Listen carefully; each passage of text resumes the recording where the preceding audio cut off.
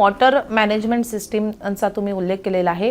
कुठल्या कुठल्या क्षेत्रामध्ये ही सिस्टीम वापरता येऊ शकते? म्हणजे कन्स्ट्रक्शन साईट असतील किंवा हॉस्पिटल्स असतात किंवा उद्योगधंदे असतात, अशा कुठल्या कुठल्या साईट्सवर, कुठल्या कुठल्या उद्योगधंद्यांमध्ये, कुठल्या कुठल्या आस्थापनांमध्ये याचा वापर जास्त प्रमाणामध्ये केला जाऊ शकतो? कुणाला जास्त मदत मिळू शकते? सगळीकडे उपयोग पडतो याचा, कारण पाणी हे सगळ्यांनाच लागतं. Whether it is a factory, whether it is a school, whether it is a hospital, whether it is a government office किंवा रेसिडेन्शियल कॉम्प्लेक्सेस, तर पाण्याचा उपयोग सगळीचकडे असतो.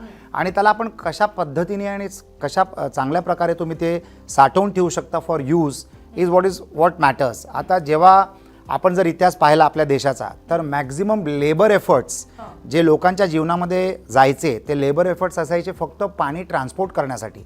कारण घरातल्या लेडीज, जेंट्स हे कुठच्या तरी लांबच्या लोकेशनवर विहिरीतनं किंवा नदीतनं पाणी आणायचे आणि किलोमीटर चालून त्यांच्या घरपर्यंत ते पाणी पोचवायचे. तर दॅट इज वेस्टेड एफर्ट्स. तर government is the biggest body जे हे राबवू शकतात. तर गव्हर्नमेंटनी वॉटर स्टोरेज फॅसिलिटीज क्रिएट केले कम्युनिटीजसाठी, समाजासाठी. म्हणजे त्यांचे एफर्ट्स योग्य ठिकाणी लागले पाहिजेत, not for mundane activity like just sourcing water for daily use. तर त्या सगळ्या कामांसाठी तुम्हाला वॉटर टँक्स उपलब्ध करून देऊ शकतं पाणी.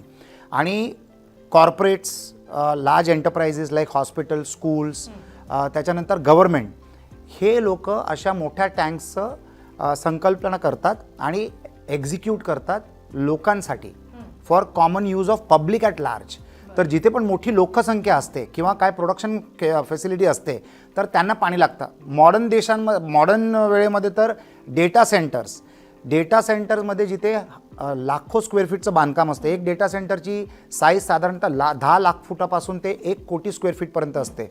कन्स्ट्रक्टेड एरिया, मग त्याच्यामध्ये हजारो लोक कामं करतात, हजारो त्याच्यामध्ये मशीन्स असतात. आणि या सगळ्या मशीन्ससाठी आणि लोकांसाठी तुम्हाला 2 गरजा लागतात फार मोठ्या प्रमाणात, पॉवर आणि वॉटर. तर वॉटर स्टोरेज करणं फार महत्त्वाचं आहे. मग ते वॉटर तुम्ही किती प्रकारे चांगलं मॅनेज करू शकता, that brings down the cost of water management.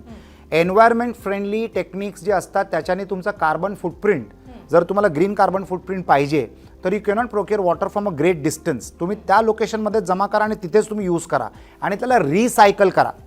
Sunil उपलब्धचं background असं आहे की 35 वर्षांपासून या क्षेत्रामध्ये असल्यामुळे he is become almost like a water scientist. म्हणजे पाणीशी निगडीत जे काय तुम्हाला करावं लागतं in the life cycle of a water, या सगळ्या सुविधा सुनील उपलब्धनी या बिझनेसच्या मार्फत आखून ठेवलेलं आहे. आणि आता आम्ही एकत्र मिळून याला देशभरात कसं पसरवू शकतो आणि एक सर्वसाधारण सामान्य व्यक्तीला या सुविधा कशा उपलब्ध होऊ शकतात, सरकारच्या मदतीने, पब्लिक सेक्टर अंडरटेकिंगच्या मदतीने, कॉर्पोरेट सेक्टरच्या मदतीने आणि HNISच्या मदतीने हेच प्रयत्न आम्ही करतो आहे. या क्षेत्रामध्ये असंही होतं की the customer is somebody else आणि the consumer is somebody else. म्हणजे कस्टमर असू शकतं साधारणतः गव्हर्नमेंट.